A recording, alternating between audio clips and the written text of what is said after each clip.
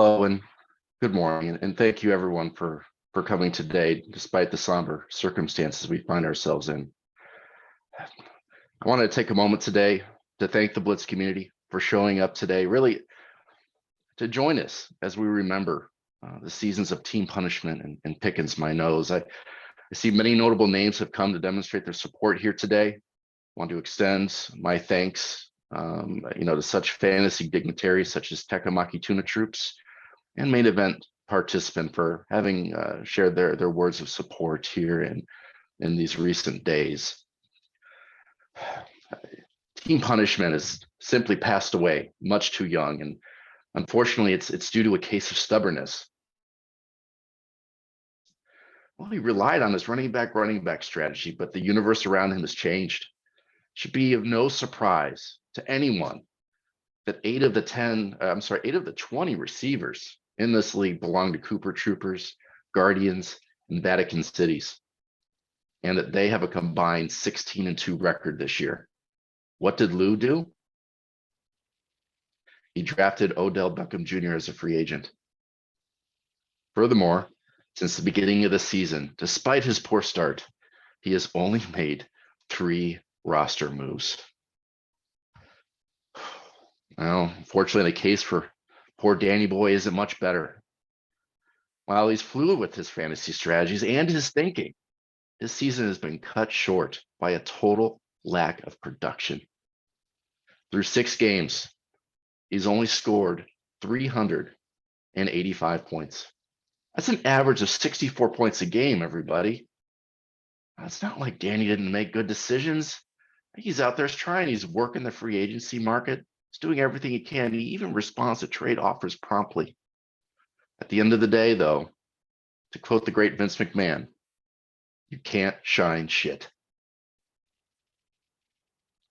Ashes to ashes, dust to dust. Let us pray.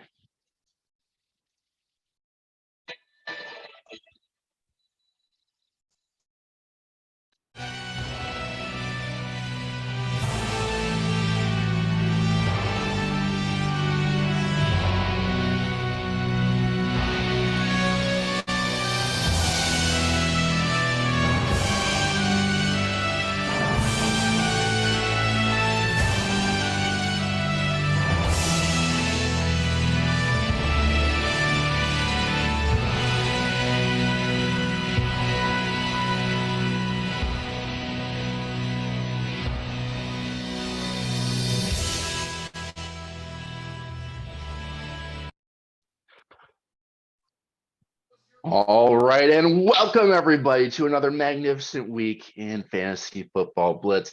Chuck, I think we need to flip the mood today. It's been awfully somber. I think we need to bring some enthusiasm. How do you feel about that today? I feel great about it. I come off a win last week.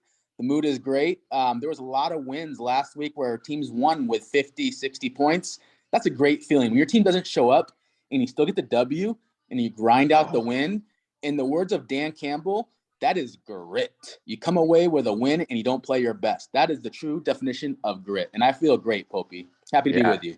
Hey, when you don't have the talent, it's nice when you're biting off kneecaps and you're fighting to get that victory. So what a great point. And let's take a brief look here at last week. I know we want to focus a little bit more on looking ahead, but let's go ahead and bring up the league and see what's been going around with everyone here. You bring up that scoreboard and we'll focus here on week 6. Now, I love how you called that out. It was really a down week for fantasy across the league. However, with one notable exception, boy, Guardians of the Galaxy continues to steamroll this league, Chuck. Isn't that the case? That is definitely the case. And 2 brains, 2 GMs, they're really showing, that could be a problem in the past where they get 2 GMs and you're conflicting, you're not in sync. Where Patrick and Reed, the newcomer Reed, they're definitely in sync. They're in lockstep. Talking about in your eulogy about lack of activity with Louis, Reed's the exact opposite. And so I think Patrick kind of mans the scouting department and Reed's out there wheeling and dealing trades. He's out there trying to get the team better. Even this past week, he reached out to a couple teams, asked for trades, and they just scored 118 points. They should be the ones sitting back enjoying it. But no, they're they're still working, and so you got to appreciate that in the team. We like to see happy and active owners across the league. And, I'll tell you, I know we were kind of chatting there there was a group text on how Bart almost caught up to Champ Sampson there. It was certainly got a little closer than I thought it would, at the end of this. But what sticks out to me is something here is Andy Gorman. Justin Fields may be great. Boy, you remember we were a little tough on Andy earlier in the year because he really lost 2 games because he failed to start a kicker. And here he goes. He can, now he found a kicker and he keeps finding victories here. Andy, boy, had he played his cards right, he might be 5-1 right now. So, definitely, Joe Burrow starting to wake up. He is just finding ways to win. It's not pretty, but hey, it's at the end of the day, it's all about the results. And isn't it funny how important the kicker really is? There's been cries for getting rid of kickers in the league, and this just goes to prove the point. The kicker is very important. Justin Fields is on a 3-game win streak after they got their kicker squared away. So you tell me how important kickers are to the fantasy blitz. It's all those points matter. You just got to find box up a victory for you. Would have done that pretty much for everyone except you're facing off against Galaxy this week. So that's right.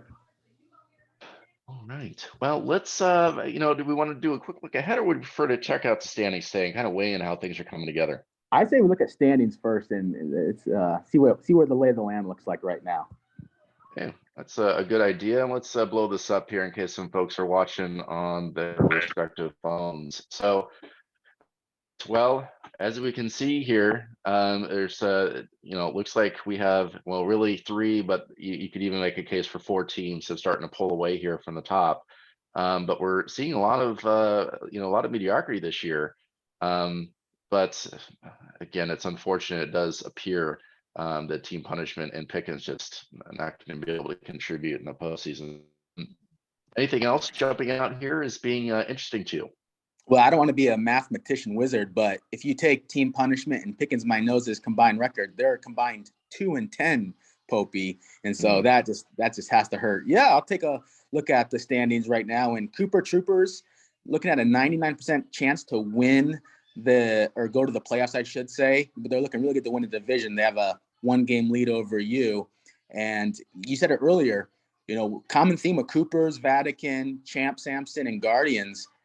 They really looked at the receiver position and really prioritized that in the draft and free agency. And then you see kind of like the old, kind of the folks who never want to change. Team Darkness, Pickens my nose, Louis. They're running back, old school medieval thinking, and times are changing. You have to get with it. And I'm worried that this could be the end of their dynasty run, and we may never see championships ever again out of those 2. Well, something needs to change. That does remain clear. Of course, if you look here at the points forced, Guardians again pulling away these last 2 weeks from the field. He was caught 2 weeks ago. That's no longer the case. And again, he's just hitting on all cylinders at the moment, or rather, they are sitting at the moment. Obviously, you'd prefer to have more points forced than less. And you can kind of see here the folks that are kind of struggling here. Got to give Matt some props here, despite just putting 405 at 3-3. He's still in the thick of things. So give himself a chance. So that's nice. That's worked out for him.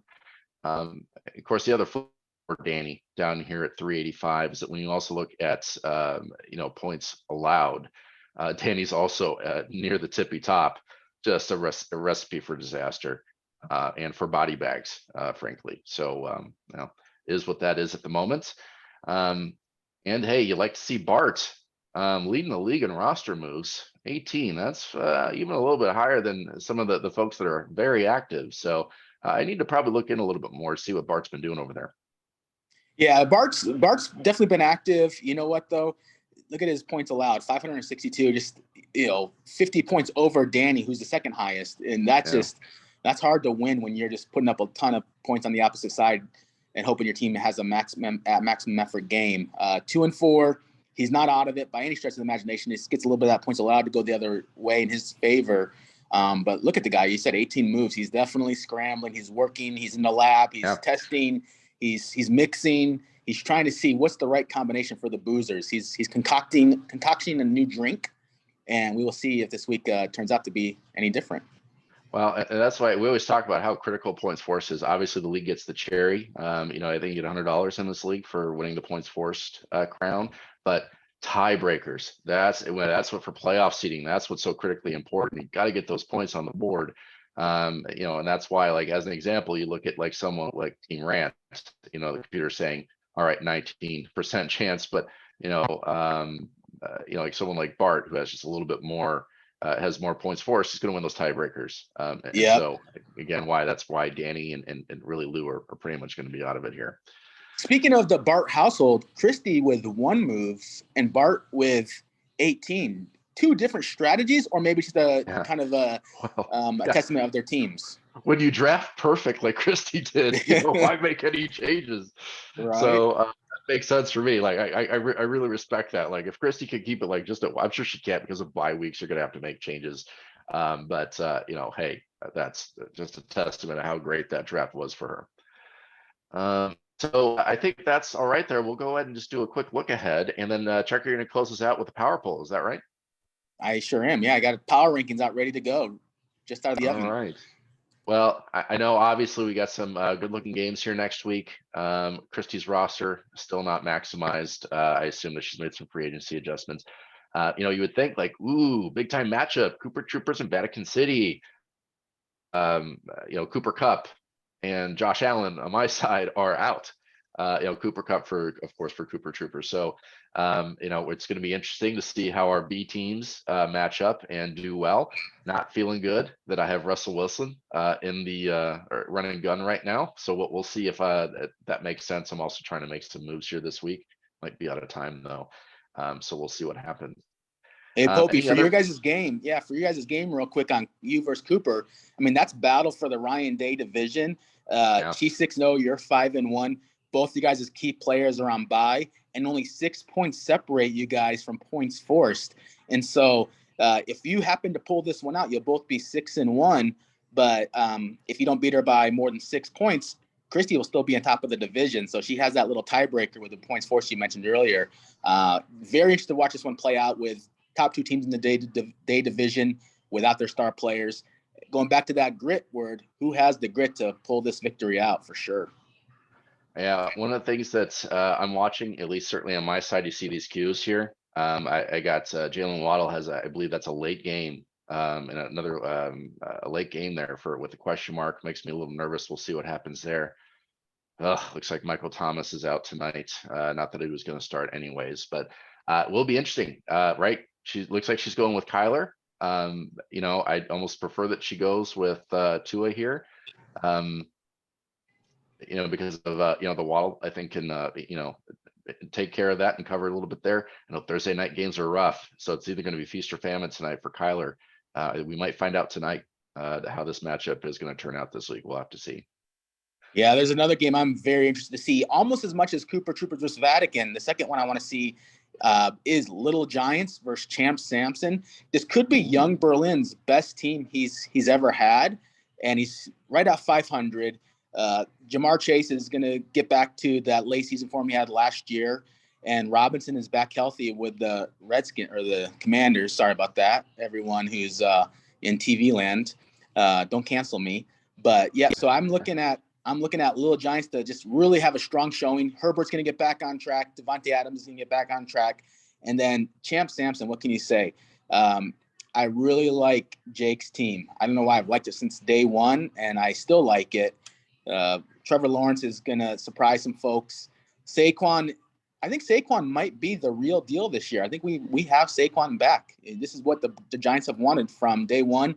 And then I'm not sure why Kenneth Walker is sitting on the bench for Sampson. I'm sure that's going to change very soon because that guy is just an absolute stud in the making. And so that's a game that I feel is going to be a very important game to be second to Guardians in the Harbaugh division. So I'm looking at this one for sure.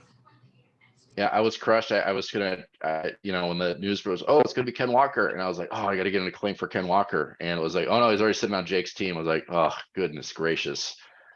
So he is stacked, no doubt about it. But you know, we need to give more love here, I think, to Young Berlin.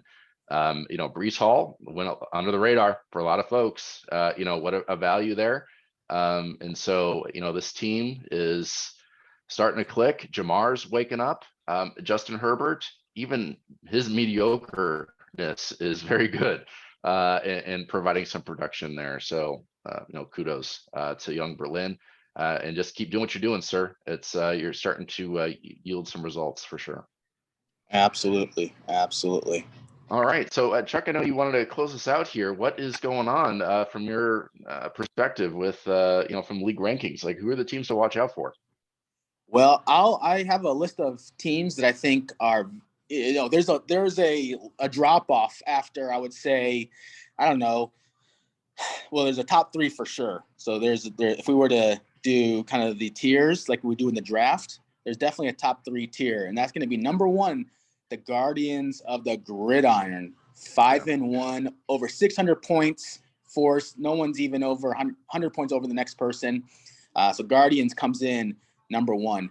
Number two, Christy, Cooper Troopers, been strong since day one. You called it Popey, drafted undefeated still.